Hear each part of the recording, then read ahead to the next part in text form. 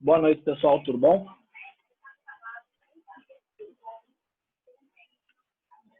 Queria saber se vocês conhecem o aplicativo aqui, como é que ele funciona. Professor, eu não conheço, estou muito perdida aqui. Eu não sei nem se minha câmera e meu negócio está desativado. Não, a sua câmera está desativada, Lana. Você precisa ativar. A Amanda estava com o vídeo ativado e desligou. Tá? Tá bom, obrigada. É importante ativar a câmera até para que a gente consiga ver as reações de vocês. Tem uma situação... Tudo bom, Cris? Tem um botão aí chamado Reactions, ou Reações. Nesse botão, se você clicar nele, vai aparecer uma mãozinha de positivo e uma mãozinha acenando. Tá? Então, quando você aperta positivo, vai aparecer como apareceu aqui na minha imagem. Tá? Significa que você está interagindo, né, e você está entendendo, concordando. Quando você quiser fazer alguma pergunta, você acena com essa mãozinha. Aí eu consigo enxergar aí vocês, tá? E aí, sempre que vocês forem fazer uma pergunta, vocês podem notar que eu desliguei o microfone de todos vocês, tá? Eu consigo desligar, mas eu não consigo ligar o microfone de vocês. Por que a gente desliga o microfone? Para não ficar ruído na sala de aula e aí o áudio chegar bem para vocês aí. Senão fica uma confusão de áudio, fica difícil de vocês interagirem e entenderem o que nós estamos falando. Ok? Tranquilo? Nós já estamos aqui com a Cris, com o Neto, com a Lana e com a Amanda. Tá? Bom, o que acontece? Por conta desse fato inusitado que ninguém esperava, né? As nossas aulas foram suspensas em março, né? Terceira semana de março, inicialmente por 15 dias e depois, com o tempo, a coisa foi prorrogando e aí o Instituto teve que tomar uma posição com relação a isso, né? Especialmente com relação ao calendário escolar, ao calendário acadêmico. E criou-se uma alternativa, pelo menos para 2 semanas, um sistema chamado RED, tá? Que é o Regime de Exercícios Domiciliares. Tá? Bem-vindo, Joana, Dark, bem-vindo, Gilmara. Tá? Bom, e aí, no primeiro momento, a gente nem entendeu o que era o tal do RED, o Regime de Exercícios Domiciliares, como que funcionaria, o que é que estava se pensando. Na época, principalmente para não gerar muito mais prejuízo aos acadêmicos em razão de toda essa situação que nós estamos passando. E depois de muita reunião nossa virtual, chegou-se na ideia, pelo menos no DAS, de se montar uma atividade integradora, que é um jornal, vocês já devem estar sabendo, que os professores já devem ter comentado com vocês, onde a gente vai praticamente intercalar todas as disciplinas de uma forma integrada para desenvolver uma atividade aí que vai contar pelo menos 2 semanas de carga horária. Foi o que eu entendi. Que até hoje está meio nebuloso o que é o RED em si. De toda forma, foi uma alternativa que se teve para recuperar esse período aí que nós ficamos sem aula. Tá? Eu tinha pensado com a turma fazer uma avaliação assim que nós retornássemos, mas para fora de cogitação, pelo menos por esse momento. E a nossa ideia é dar sequência na nossa disciplina e apresentar para vocês, pelo menos nessa aula de hoje, o nosso RED, que é o que Direito 1 está propondo para vocês. O Bruno Wellington chegou, a Karine está chegando, Gabriele Magosso já está aqui também. Bom, então o que nós pensamos para o RED? Deixa eu mostrar aqui para vocês. E isso eu já disponibilizei lá no P Acadêmico. Tá? Bom, entre os vários tópicos que nós temos de direito constitucional, tá? Nós temos os princípios fundamentais. Eu vou ter que desligar aqui um microfone que eu não sei de quem que é. Deixa eu ver aqui. A Karine. Aí, ótimo. Bom, então, dos princípios fundamentais do Estado, no caso do Estado brasileiro, nós temos a República, é um princípio fundamental. Em termos de estrutura de Estado, ou de forma de Estado, nós temos 2 regimes clássicos.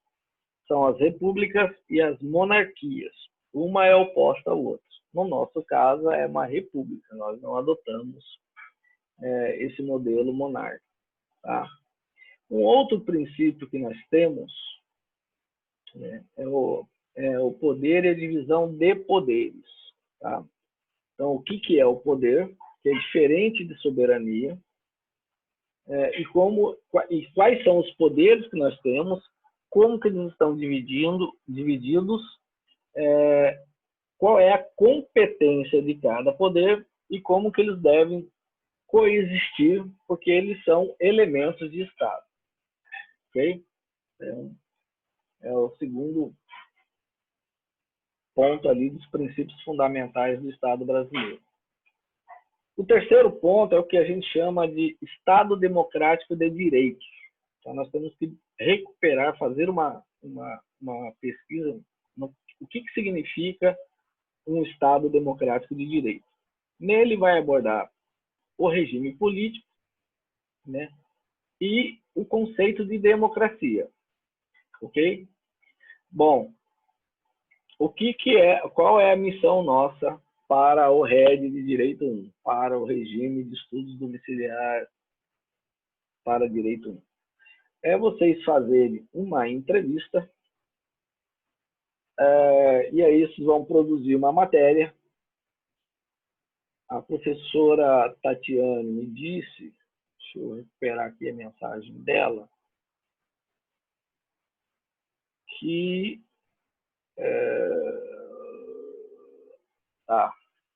que nós teremos até o dia 20 de julho, ou seja, um mês, um pouco mais de um mês, para que essa reportagem, essa matéria esteja pronta.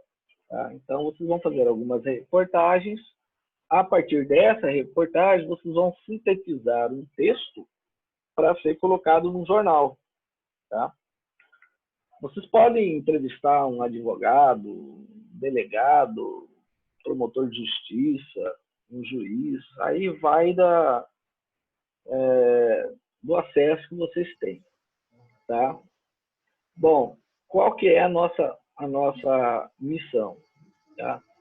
Eu quero que vocês façam uma reportagem sobre o conceito de democracia. Vão abordar tudo que eu falei aqui, né? Qual é o conceito de república, né? Os poderes de Estado e a divisão dos poderes, como que eles atuam, suas competências, como que eles devem agir um com o outro, e o conceito de Estado Democrático de Direito.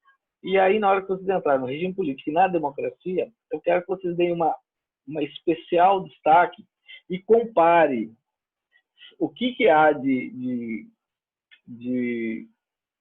pontos em comum e o que há de pontos divergentes entre o conceito de democracia na visão da social-democracia, tá? E o conceito de democracia no pensamento socialismo democrático. Tá? Os livros textos que eu estou sugerindo para vocês são esses dois. Tá? É o curso de Direito Constitucional Positivo, do Afonso da Silva, mas pode ser qualquer um outro. Tá? E Cadernos do Cárcere, que é uma tradução do Carlos Nelson Coutinho. O Caderno do Cárcere foi escrito em 1927, por aí, 1930 do século passado, por um filósofo italiano chamado Antonio Gramsci. Tá? Então, ele é que vai explicar qual é o pensamento de democracia, qual é a visão da democracia no pensamento do socialismo democrático. Então, ele dá a definição, o que é, como funciona e tudo mais. Né? Mesma coisa na social-democracia. Então, essa é a ideia da gente produzir essa entrevista, tá? E para que vocês leiam esse material antes e façam as entrevistas e monte uma matéria que nós vamos veicular no jornal nosso aí do Instituto, ok? Mas a ideia é que seja uma questão científica, que não entre o nosso ponto de vista. Tá? Então, quando nós fazemos uma matéria, nós queremos mostrar o ponto de vista científico de outras pessoas. Tá? Essa é a ideia. Okay? E saber o que há de comum nessas duas visões, nesses dois conceitos de democracia, tanto na social-democracia quanto no socialismo democrático. Tá? o que eles têm em comum e o que eles têm de divergente. No caminhar, daqui até vocês fecharem, em toda a nossa aula, eu vou reservar aí uns 10 minutos finais para a gente tirar dúvida. Professor, estou tendo dificuldade nisso, eu fui lá, conversei com um juiz, aí depois eu conversei com um advogado. Nós vamos junto. A minha ideia aqui é auxiliá-los na produção desse material. Ok? Então, eu vou abrir um pouquinho aí para vocês fazerem alguma pergunta, alguma coisa aí. Quem quiser falar, só abrir o microfone. Nós estamos tranquilos.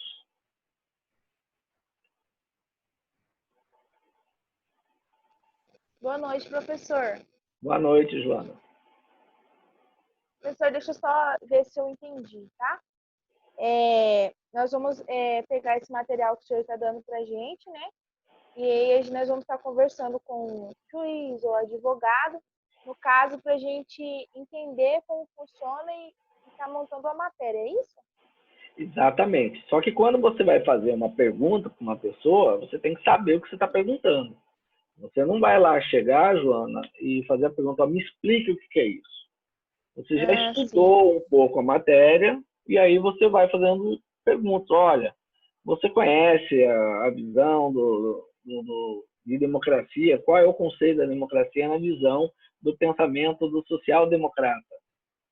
Né? Aí você vai pegar as pessoas que têm essa visão, você vai ter a impressão deles, entendeu? Aí você vai, da mesma forma, quem tem a visão do socialismo democrático. Olha, está aqui, ó. Você conhece a obra de Antônio Gramsci? Como que ele via a democracia? Qual era o conceito que ele tinha de democracia? Entendeu? Sim, e a partir daí vocês vão elaborando um texto, vai refinando o texto, até chegar no artigo, que nós vamos publicar no jornal. Você pode repetir o nome do livro, por favor? Eu vou recompartilhar lá. Embora está lá no que é acadêmico, tá? Tá. Tá aqui, são esses dois livros aqui, ó. Esse livro de baixo aqui, o primeiro, Afonso da Silva, ele é o livro básico que eu uso, tá? Curso de Direito Constitucional Positivo. Vou pegá-lo para mostrar para vocês.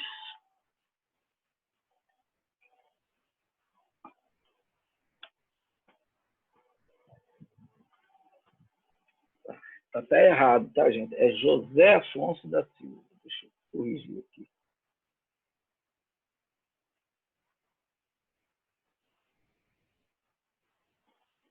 Aí. E o segundo é Cadernos do Cárcere. Tem... a obra é grande, tá? Você vai achar com facilidade na internet. Olha aqui, ó. Esse é o livro do José Afonso da Silva, tá? Então, basicamente, todo o nosso curso é baseado nesse livro aqui. Óbvio que eu faço resumo do resumo do resumo, para passar para vocês. Tá? Existe um livro sobre os cadernos de cárcere. Deixa eu pegar aqui.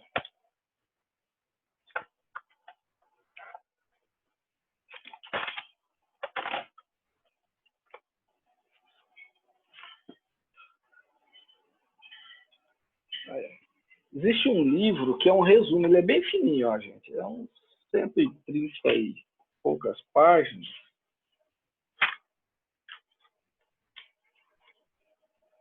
123 páginas, tá? O que ele faz? O Cadernos Cárcere é o seguinte: esse Antônio Gramsci, ele era um filósofo, um militante lá militante político da Itália, e num dado momento ele é preso, e quando ele chega na prisão, ele pede cadernos escolares, autorização para escrever em cadernos escolares o que ele pensava, como que ele analisava todo o contexto ali na Europa, 1923, por aí, tá? Do século passado. E em 6 anos ele encheu 36 cadernos escolares. E esses cadernos todos foram compilados e viraram um livro, uma obra, que é desse tamanho, que se chama Cadernos dos Cárceres.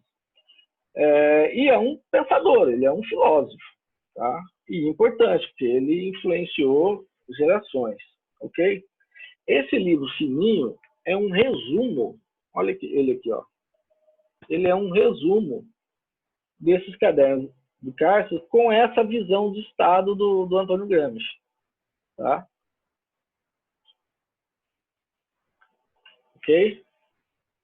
Foi escrito pelo Sérgio Coutinho, né? E ele faz ele faz um resumo do Caderno dos Cárceres e as suas influências aqui no Ocidente, na Europa Ocidental e nas Américas, tá? E ele vai trazer, então, todos esses conceitos. Ajuda bastante esse livro. Como ele é um pouco mais difícil de encontrar, eu encontrei, eu acho que foi na Amazon Books, eu achei esse livro lá. Ele não é caro, não. Mas aqui em Cuiabá é um pouco mais difícil de encontrar. É interessante, ele vai te trazer tudo mascado. Conforme ele vai falando, que ele vai analisando cada ponto, ele vai fazendo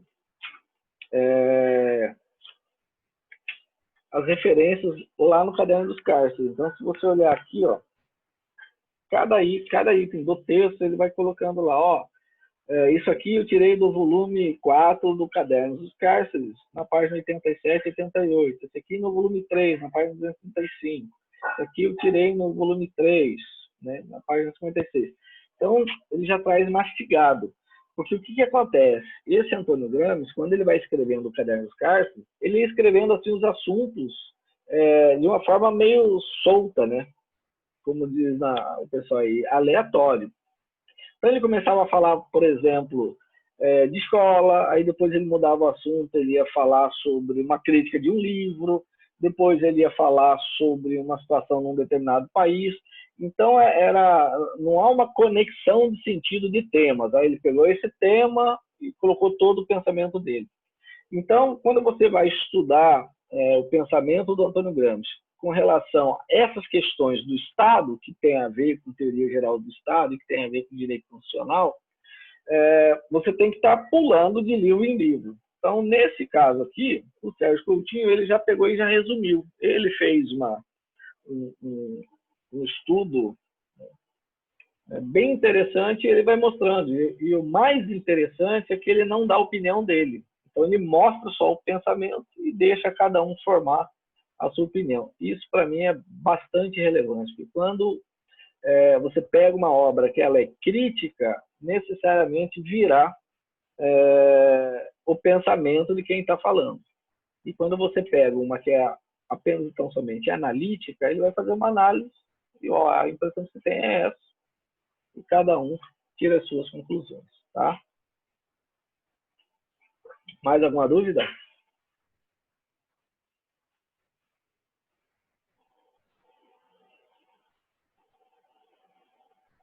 A Amanda.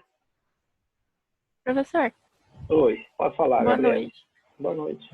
Eu tenho 2 dúvidas. A primeira é se esse trabalho ele vai ser individual ou ele vai ser em grupo. E a segunda é se o senhor pode indicar algumas pessoas que a gente pode fazer entrevista. Porque, por exemplo, a única pessoa que eu tenho em mente que eu poderia fazer entrevista, que era um juiz do lugar onde eu trabalhei, eu não consigo entrar em contato com ele porque ele nunca deu contato dele para ninguém. E aí essa é a única pessoa que eu conheceria que se encaixaria. O senhor poderia indicar alguém pra gente? Eu poderia estar vendo, Gabriele. A ideia é que seja um único artigo da turma inteira, tá? Então, vocês têm que, primeiro, desenvolver uma situação de vocês trabalharem em grupo, né? Como, imaginando que vocês estivessem numa corporação, todas trabalhando numa corporação e precisam desenvolver uma missão, uma tarefa, alguma coisa assim, tá? E aí, quando você trabalha em grupo, provavelmente, Gabriela, na hora que vocês fizerem a primeira reunião de trabalho de vocês, para definir pauta, olha, quem que vai olhar tal coisa, quem que vai olhar tal coisa, os nomes vão aparecer, entendeu? E necessariamente não precisa só ser juiz, não precisa ser só o pessoal da área do direito. O pessoal da área da filosofia também vai conhecer isso aí. Tá? O pessoal da sociologia também vai. Então você vai ter, de repente, a visão de quem é da sociologia sobre uma abordagem. Aí você pega um que é da filosofia, um filósofo. Né? Você vai pegar a visão da filosofia como é, e você vai ver que há diferenças. Né? Aí você pega alguém que é da linha da social-democracia. Você vai ver que o conceito de democracia dele pode ser igual, pode ser diferente daquela pessoa que tem a visão da social-democracia, da socialismo democrático. Entendeu? É mais ou menos nisso. Então, o que eu estou imaginando é isso. Tá? Poderia indicar nomes? Poderia, mas é mais interessante que vocês façam primeiro uma reunião de vocês, dividam tarefas. Né? Na primeira reunião, o que eu imagino que vocês devam fazer? Primeiro, botar calendários e datas. Ó, tá aqui temos basicamente esses dois assuntos que é o mais importante. Né? Vamos estudar aqueles temas ali, que não é uma questão assim de 2 ou 3 páginas desses livros que eu mostrei, com relação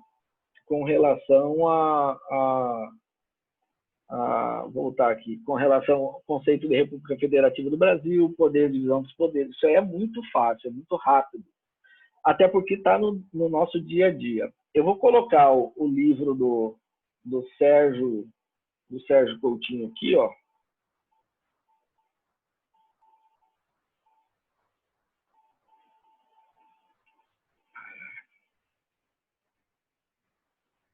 Eu vou colocar aqui.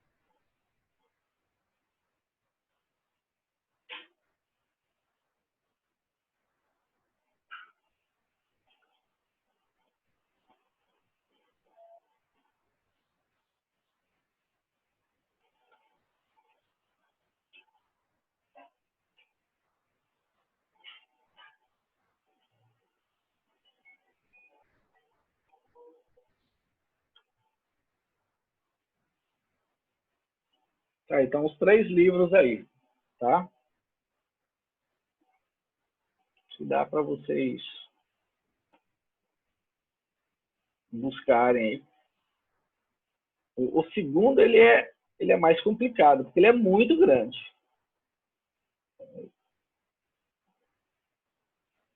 Muito grande mesmo. Eu acho que o primeiro e o terceiro seria mais interessante, mas é sugestão de bibliografia, tá, pessoal? Vocês podem buscar outras alternativas, outras opções, tá? Existem vários livros de direito constitucional. Você acha muita coisa, livros em PDF na internet. Tem muito vídeo aula também sobre esse assunto. É muito fácil. Né? Às vezes, no próprio site do Supremo Tribunal Federal, do STF, eles têm uma parte lá que é de cursos que eles dão, gratuitamente. Eles escolhem alguma pessoa que tem que tem algum destaque sobre um determinado tema, e aí é convidado a dar aulas. Então, tem aulas lá de 20 minutos, 30 minutos, é bem tranquilo, não tem nada de excepcional. O que precisa ter é vontade de querer pesquisar. Tá? Lembrando que curso superior, quando se concebeu o curso superior, se concebeu com foco em pesquisa. Na verdade, o professor é quase que um orientador. Ele vai ajudando os alunos a estarem desenvolvendo a pesquisa, a busca, a dúvida, entendeu? A inquietação, levantar o ponto, né, que precisa ser abordado, e aí cada um vai desenvolvendo aí a sua pesquisa e, consequentemente, o seu conhecimento, vai ampliando o seu conhecimento. Mais alguma dúvida? Alguma pergunta?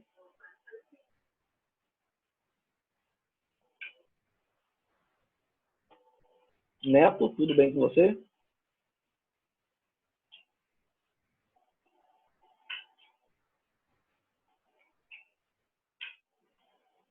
Bom, como ninguém mais tem dúvida, vamos dar sequência, então, no nosso conteúdo, tá? Então, tá aqui, pessoal.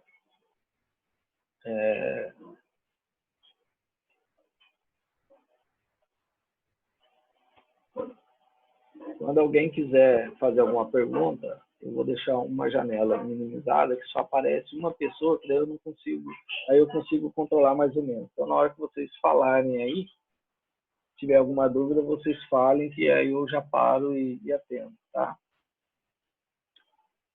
Bom, vamos lá. Constituição, tá? Conceito, objeto e elementos. O que é uma constituição, tá? O vocábulo apresenta vários significados, tá? Então, ele pode se referir, por exemplo, à formação do universo, à constituição dos corpos sólidos, né?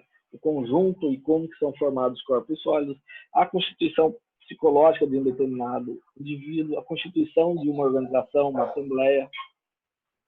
Deixa eu abrir aqui que tem um áudio aqui que está entrando na sala. Deixa eu ver aqui de quem que é. É da Karine. Pronto. Tá? No nosso caso, Constituição é a lei fundamental, é a lei base, é a lei que vai organizar juridicamente uma determinada nação. Tá? Então, ela tem por objetivo explicar e definir a organização dos elementos essenciais de um Estado, o sistema de normas jurídicas que vão compor, podendo ser escrita ou costumeira, tá? Também conhecida como consuetudinária. Ok? E aí, o que ela vai trazer a Constituição? A primeira informação que ela traz é a forma do Estado. Tá?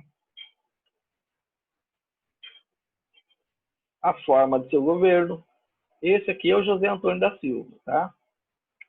Ainda é vivo. Tá? Ele é um jurista mineiro, especialista em direito constitucional. Ok?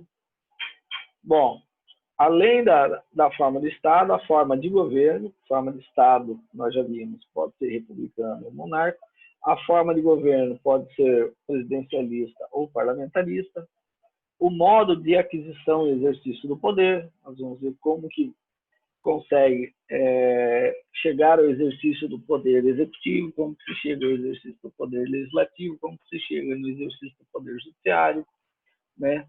Quais são os órgãos fundamentais que vão formar a estrutura de Estado, né?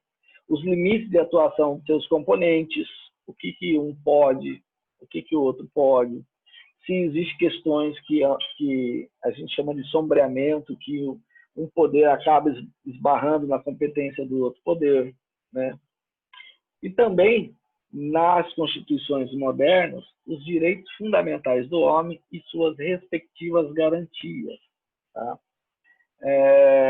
Isso decorre, vai aparecer essa questão dos direitos fundamentais do homem e suas respectivas garantias com a Guerra das 13 Colônias, que é o processo de independência dos Estados Unidos da Inglaterra. Né?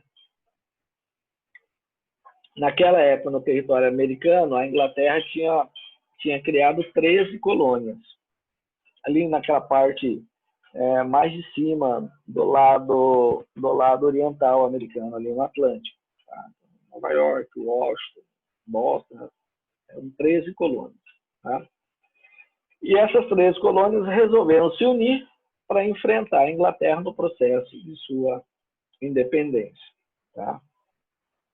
E aí, uma vez que eles fizeram essa reunião, as 13 formaram sua armada, suas forças armadas, criou-se a ideia de um pacto federativo, uma federação de nações, cada colônia virou uma nação, que ficaram todos independentes, e tiveram a preocupação de que eles construíssem uma lei, que aí chamaram isso de Constituição, que conseguisse organizar os interesses que fossem da federação, ou seja, todos os interesses que envolvessem as 13 colônias, principalmente para se evitar que surgisse num dado momento alguma pessoa que tentasse centralizar o poder, tendentes a uma ditadura, de tal sorte que mesmo que fosse eleito um presidente ali na República dessa Federação Norte-Americana, ele estaria submetido a pesos e contrapesos, um sistema de pesos e contrapesos, limitando a ação dele, mas sempre sendo obrigado a respeitar os direitos fundamentais do homem. Né? E aí eles vão criar uma série de regramentos, de regulamentos ali dentro da Constituição americana, que vige até hoje, que são as garantias fundamentais, que são, na verdade, cláusulas de barreira, ou seja, cláusulas que podem ser avocadas por qualquer cidadão americano contra o próprio Estado, que tenta, de alguma forma, invadir na sua individualidade mais básica, mais inerente do ser humano, partindo daquele conceito que todo ser humano é imagem e semelhança de Deus. É uma constituição judaico-cristã, porque a origem foi essa. Nessa época, o pensamento da Igreja Batista era muito forte, a Igreja Batista é muito forte nos Estados Unidos, então esses valores cristãos você vai sentir na Constituição americana. Tanto é que tem a famosa a segunda emenda americana, que diz que todo americano tem o direito de se defender.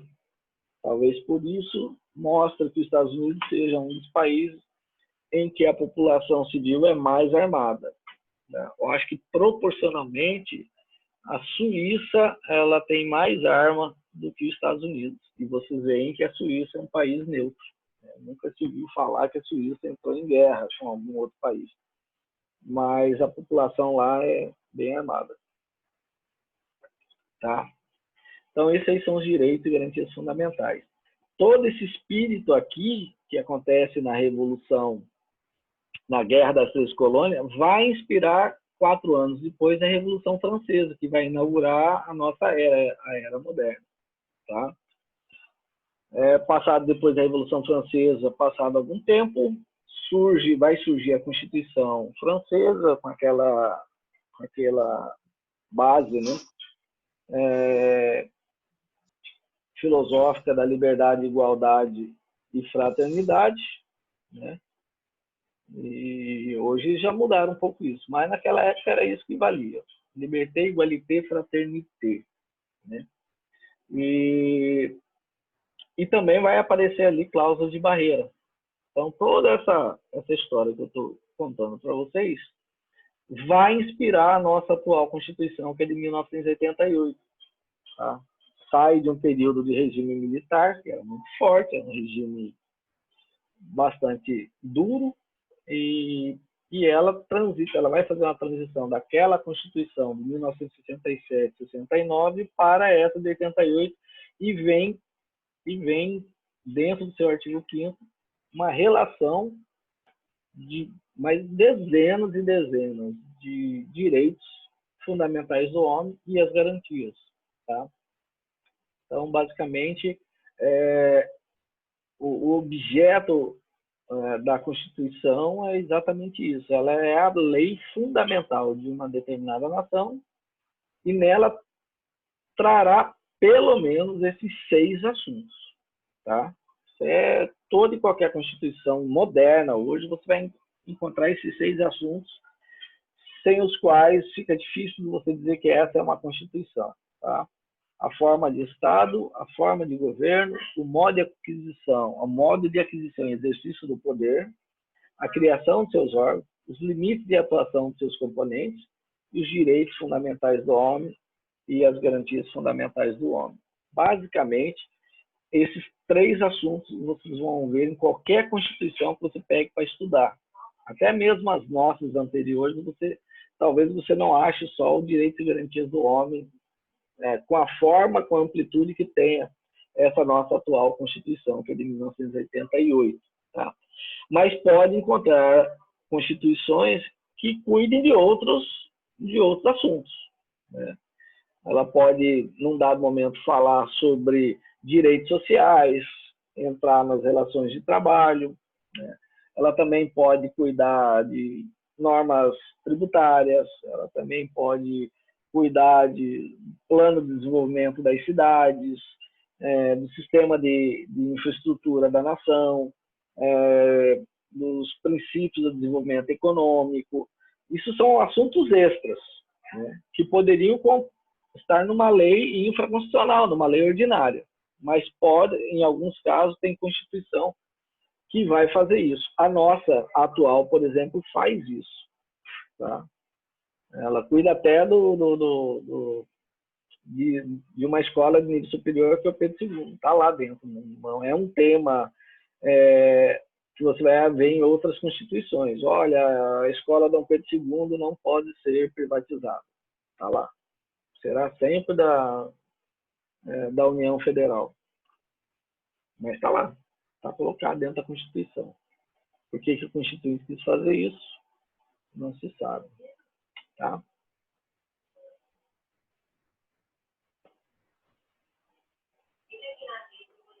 Bom, com relação à concepção das constituições,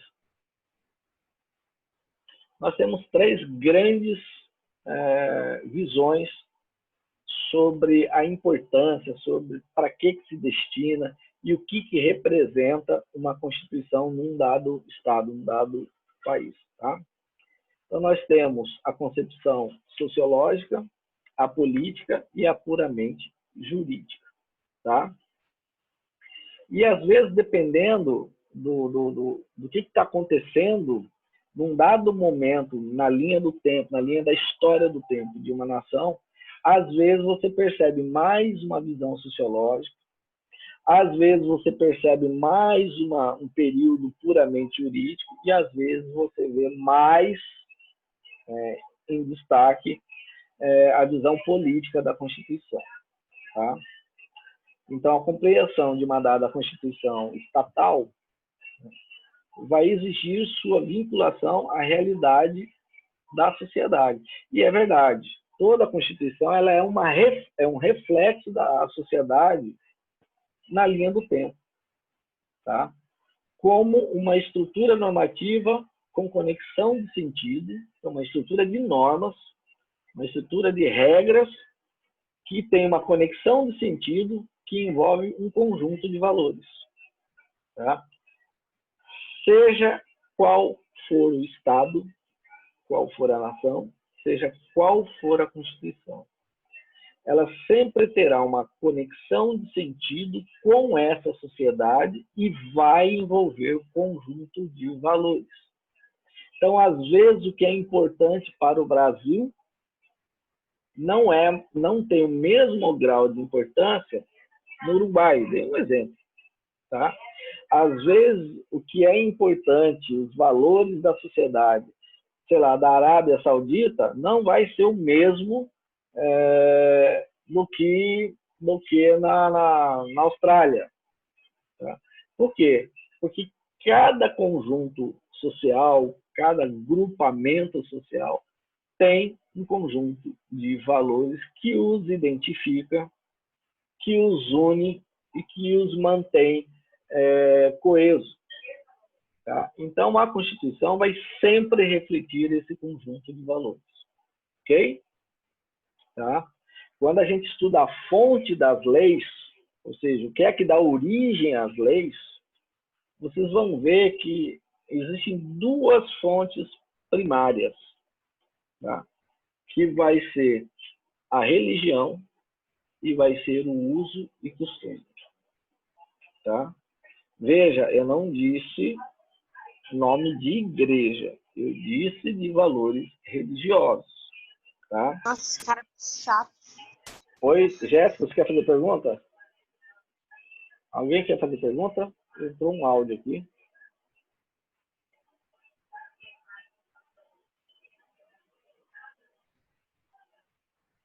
Bom, sumiu o áudio, tá? Então, por exemplo, às vezes você chega num país do Oriente Médio lá, que tem uma visão mais teocrática, na visão religiosa deles, quando você olha o uso e costume deles lá, você fica estarrecido. Mas é o conjunto de valores deles. São muito diferentes dos nossos. Né? E assim vai indo. Tá? Bom, então, dentro dessa situação, com relação ao método interpretativo que nós vamos usar para entender, para compreender o sentido da Constituição, para entender a natureza jurídica, o valor em si intrínseco de uma Constituição, qual é o comando, qual é o pensamento dela, isso a gente chama de método interpretativo. Então, vão aparecer dentro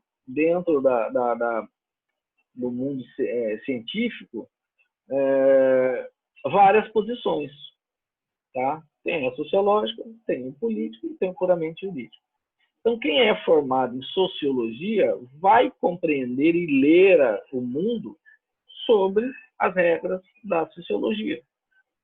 E aí ele vai dizer o seguinte, olha, qualquer que seja a constituição de um país, ela vai representar essencialmente a soma de fatores reais do poder que rege nesse país. Então ele vai dizer o seguinte, olha, a Constituição vai representar o pensamento da classe dominante. Né? E o que é a classe dominante? É um conjunto de subclasses que se organizaram num dado momento e eles escreveram o texto da Constituição. Tá? Então, é o que ele chama, que é o Ferdinand Lassalle que diz isso, que ele chama o seguinte, a Constituição não passa de uma folha de papel, porque, na verdade, ela representa o poder, o pensamento, o interesse das classes que regem esse país, que ele chama de soma de fatores reais do poder. Então, vai ter a turma do banco, vai ter a turma do agro, vai ter a turma dos sindicatos, vai ter a turma da educação, né? Eles vão se reunir e falar, olha, vamos construir uma Constituição, vamos. Então, ela tem que atender esses nossos interesses, 4 grandes grupos. Vai sair uma Constituição que vai tentar achar um ponto médio, um ponto de equilíbrio desses 4 fatores de poder. E a soma desses 4 fatores de poder dará o sentido sociológico dessa Constituição. Então, quem é da linha da sociologia vai sempre dizer que Constituição é isso. Tá?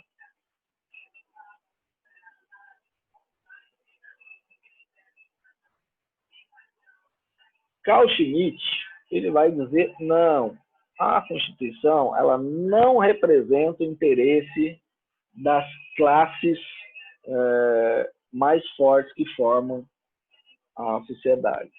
Ela sempre será uma decisão política fundamental, decisão concreta de conjunto sobre o modo e forma de existência da unidade política. Ou seja, será a classe política que irá interpretar a Constituição e vai trazer isso para a sociedade. Aí, a questão de dar aula em casa é que tem cachorro que late. Quando nós estamos no instituto, nós não corremos esse risco. Tá? Então, Carl Schmitt, ele era um professor de direito na Alemanha, na primeira metade do século passado, muito respeitado. E ele tinha essa visão, olha, é quem dá o sentido, quem interpreta, quem aplica a Constituição é a classe política, tá? Então ele fala, a Constituição se refere apenas à decisão política fundamental, estrutura dos órgãos de Estado, direitos individuais, vida democrática, ao passo que leis constitucionais são dos demais dispositivos encartados no texto régio, que não contém matéria de decisão política fundamental. Então ele fala assim, olha, na verdade,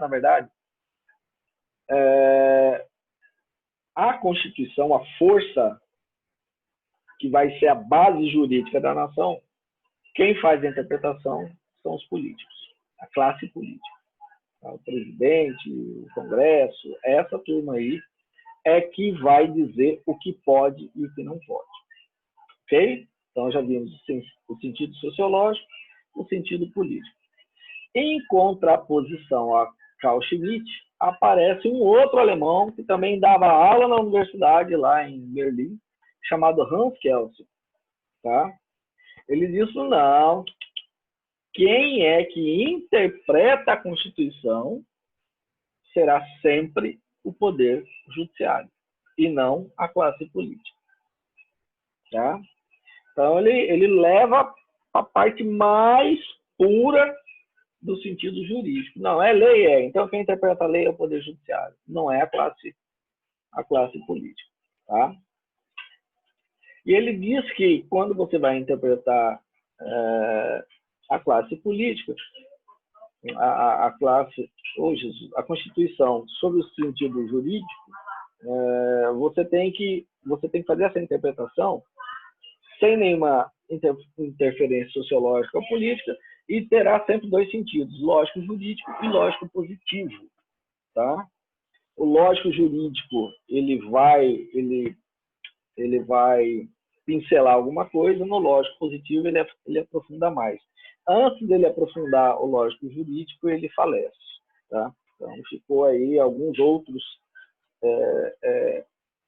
acadêmicos, né? Algumas outras pessoas da cátedra que tentaram depois aprofundar esses sentidos que o Hans Kelsen estava querendo dar. Né? Tá?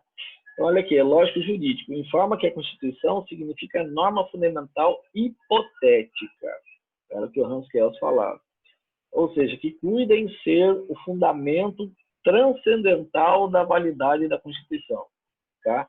Então, o que ele está dizendo? Olha, existe uma lógica dentro da Constituição que ela é transcendental. Ela sai da linha do que você está lendo e ela vai entrar na entrelinha.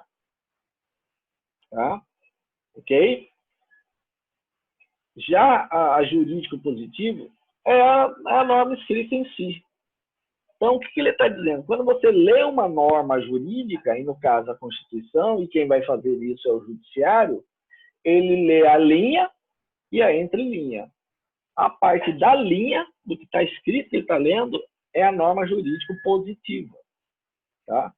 Agora, existe o lógico jurídico, que é o não escrito, o não verbal, que é o que vai pressupor uma formação do judiciário de tal nível que ele consiga interpretar o sentido daquela norma para aquele momento da sociedade sem desvirtuar a norma.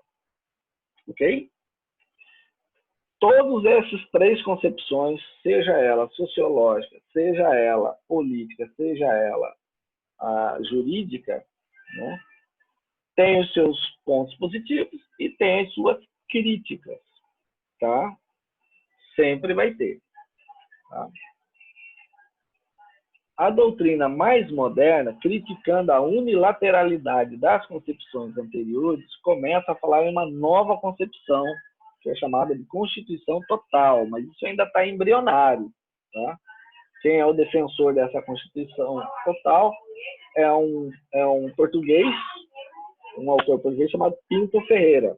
Ele fala através da qual essa Constituição Total se processa a integração dialética dos vários conteúdos da vida coletiva na unidade de uma ordenação fundamental suprema, ou seja, considera a Constituição como uma norma pura em conexão com a realidade social.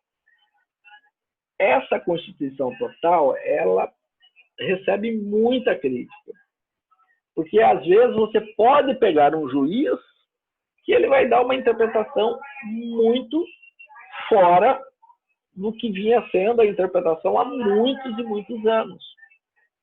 E vai produzir na sociedade um debate complicado, que é a falta da segurança jurídica. Né? Porque todas essas questões que nós estamos falando aqui, que eu estou falando da Constituição, a concepção, a estrutura do Estado, existe um princípio no direito que a gente chama de princípio da segurança jurídica. As pessoas têm que ter segurança sobre a perenidade da lei e a perenidade da interpretação das leis. Por quê? Porque isso impacta no desenvolvimento da nação. Então, quando, às vezes, você viaja para fora do Brasil e você fala, poxa, mas por que será que essa empresa não entra no Brasil? Essa rede aqui. Aí você vai conversar com alguém e eles vão falar, mas lá no Brasil é muito complicado. Porque você entra lá, é um regime tributário, dá um ano depois muda tudo, você não consegue ter uma previsão de médio e longo prazo. E eu não vou investir alguns bilhões de dólares num país que eu pressuponho que eu vou ter o retorno desse investimento em 10 anos, se no terceiro ano muda tudo. E eu vou ver que eu não vou ter o retorno desse investimento. Né? Então, isso aí mostra, do ponto de vista externo, que o Brasil tem um problema histórico com relação à segurança jurídica.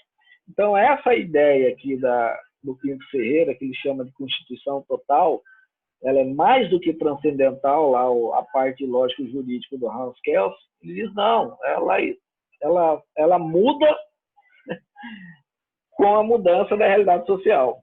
Mesmo que ela é o mesmo texto, mas ela muda. É muito, digamos assim, ela é muito criticada na academia, tá, pessoal? Não é todo mundo que aceita, mas tem essa nova corrente aí de interpretação, que vai dar o sentido, a concepção sobre as constituições. Ok? O Zé Afonso da Silva, que é o livro texto que eu mostrei para vocês, ele diz o seguinte, olha, como forma, a Constituição é um complexo de normas, escritas ou costumeiras, conceitos binários. Né? Como conteúdo, a conduta humana motivada pelas relações sociais, sejam elas de ordem econômica, políticos, religiosos, e os mais assuntos de interesse, né? Mais variados interesses. Como finalidade, a realização de valores que apontam para o existir da comunidade. Tá? Essa é a finalidade. Né? Não adianta eu ter uma Constituição que não vai me ajudar a realizar os meus valores. Tá? Eu quero uma educação gratuita, universal. É um valor. Então, a Constituição ela tem que me ajudar a realizar isso. Não, eu quero um meio ambiente fantástico. Então, a Constituição tem que me ajudar a realizar esses valores. Tá? Logo, vai apontar uma finalidade. Ela vai impor à classe política e à classe jurídica missões. Tá? Como causa criadora e recreadora, o poder que emana do povo. Isso é muito forte. Tá? Então, quando vocês forem estudar ali democracia, né, e aí necessariamente nós vamos ter que começar a ir lá em Atenas, a começar o ponto partido do estudo é em Atenas, que é onde aparece o conceito de república e de democracia, né? Vocês vão perceber que se eu tenho que me contrapor à monarquia, e eu estou dizendo que tudo que eu tenho dentro de um território e seu povo pertence ao seu povo, ou seja, as coisas são públicas, e coisa em latim é rex, R-E-X, tá? Então, república, ele deriva, ele tem a sua etimologia na expressão rex pública, em latim, que significa coisa pública. Então, quando eu tenho coisa pública como a base do meu Estado, e não é a monarquia, quem é que tem o poder soberano do Estado? Não é o monarca. Mas, então, quem é que está no lugar do monarca? O povo. Tá? Então, numa democracia, o poder é do povo. A soberania é do povo. Até mesmo quando a gente entrar em poder constituinte, vocês vão ver que quem tem a prerrogativa, quem tem a competência, quem é o poder constituinte originário é o povo. Entendeu? Isso é muito interessante. Tá? Então, é que ele diz, a causa que cria e que recria a Constituição, ou seja, o Estado, é o próprio povo. O povo é que define. Tá? Então, aí é um comentário meu. O professor festejado, o professor José Afonso da Silva, nos ensina que não se pode compreender e interpretar a Constituição se não tiver em mente essa estrutura, considerando-a como uma conexão de sentido integrada a um conjunto de valores e, portanto, não são imutáveis no tempo e no espaço. E é verdade. Até porque as coisas, a tecnologia muda as relações sociais a todo tempo. Eu estou falando de uma Constituição de 1988. Se a gente voltar na máquina do tempo, né? Se a gente voltar na máquina do tempo e for dar uma olhada e chegar lá em 1988 e falar assim, olha, eu vou te mandar um WhatsApp, o cara vai te prender, vai falar, você é louco. Eu, não, nós estamos falando de PowerPoint, né? Nós vamos ter aulas virtuais. O cara falou, você está maluco, você... Aí você fala, não, eu vim de 2020, pouco tempo, 30 e poucos anos, já vai mudar tudo isso aí. Então, quando você lê a Constituição de 88, se a gente fosse falar de e-commerce, né, como que eu vou tributar uma compra e venda à distância no e-commerce? Como que fica as relações se a pessoa paga, o consumidor paga aquilo que ele comprou pela internet e não é entregue? Como que eu vou solucionar isso? Porque a lei lá atrás não previa isso, porque não existia essa realidade.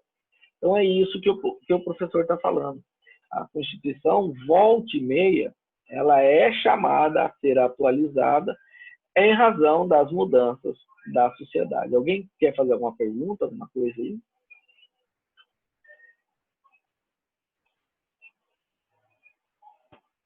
Está tudo tranquilo?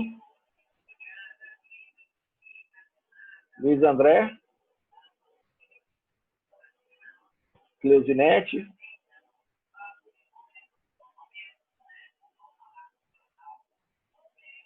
Deixa eu ver o chat aqui. Beleza. Pessoal, são 8 horas. A nossa aula vai até 8h15. Vocês querem continuar mais um pouquinho ou querem parar por aqui? Parar, professor. Oi? É muito conteúdo para digerir, vamos parar. Mas tudo bem. Amanhã, então, nós vamos parar. Essa aula ela foi gravada e todas elas serão gravadas. E amanhã eu vou disponibilizá-las no meu canal do YouTube, tá? Coloca lá Alessandro Alves, você vai me achar. Ok? Se tiverem dificuldade, eu mando o link do meu canal do YouTube amanhã lá no grupo do WhatsApp. Bacana? Tá? Então, se vocês tiverem alguma dúvida com relação ao RED, por favor, lembrem-se, nós temos até o dia 20 do mês que vem para a gente estar com essa matéria pronta, porque o jornal vai sair logo em seguida. Bacana? Vocês estão tudo bem? Então a Pode data falar. de entrega é até dia 20, então, né? 20 do mês que vem. Isso. Sim, para entregar Tá? para o senhor, né? Tá. E tá todo mundo bem? Ninguém tá com Covid, ninguém tá com gripe, nada não, né? Tudo bem. Deu uma tosse aqui agora que eu fiquei com medo. tem que tomar cuidado, gente, tá? Se cuidem. Vamos embora, vamos. Esse negócio vai passar, viu, gente? Vai passar e a nossa vida vai voltar ao normal, tá bom? Fiquem com Deus. Deus abençoe a todos, né? E vamos ver se na aula que vem vocês interagem mais. Né? Teve bastante presença, mas eu queria ouvir mais. Lá na sala de aula é tanta conversa. Nessa modalidade é meio diferente, né? Mas então tá bom, pessoal. 8h04, fiquem com Deus, tá bom? Boa noite. Tchau, professor. Boa Tchau, noite. boa noite, boa noite.